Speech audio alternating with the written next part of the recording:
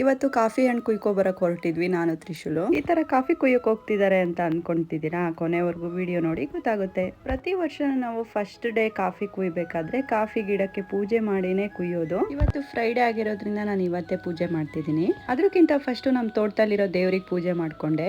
ಇದು ನಮ್ಮ ಅಜ್ಜನ ಕಾಲದಿಂದ ನಡ್ಸ್ಕೊ ಬಂದಿರೋ ದೇವ್ರು. ನಮ್ ತೋಟದಲ್ಲೇ ಇರೋದ್ರಿಂದ ಫಸ್ಟ್ ದೇವರಿಗೆ ಪೂಜೆ ಮಾಡ್ಕೊಂತಿದೀನಿ. ಈ ದೇವರಿಗೆ ವರ್ಷಕ್ಕೊಂದ್ಸತಿ ಕೋಳಿ ಕುಯ್ದ್ಬಿಟ್ಟು ಎಡೆ ಮಾಡ್ಬೇಕು. ನಮ್ಮ ಪೂರ್ವಜರು ಹೇಗೆ ನಡ್ಸ್ಕೊಂಡು ಬಂದಿದ್ದಾರೆ ಅದನ್ನೇ ನಾವೆಲ್ಲ ಕಂಟಿನ್ಯೂ ಮಾಡ್ಕೊ ಹೋಗ್ತಿದೀವಿ ಇವಾಗ್ಲೂ.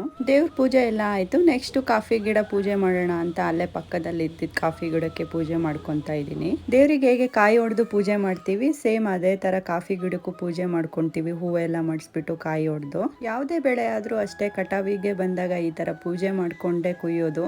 ರೋಬಸ್ಟ ಕಾಫಿ ಕುಯ್ಯೋಕ್ಕೆ ಸ್ವಲ್ಪ ಕಷ್ಟ, ಆದರೆ ಹಣ್ಣು ಇದ್ದಿದ್ರಿಂದ ಸ್ವಲ್ಪ ಬೇಗ ಕುಯ್ಕೊಂಡೆ. ನೀವು ಇದೇ ಥರ ಬೆಳೆಗೆ ಪೂಜೆ ಮಾಡ್ತೀರಾ? ಕಮೆಂಟ್ ಮಾಡಿ. ನೆಕ್ಸ್ಟ್ ವಿಡಿಯೋದಲ್ಲಿ ಸಿಗ್ತೀನಿ.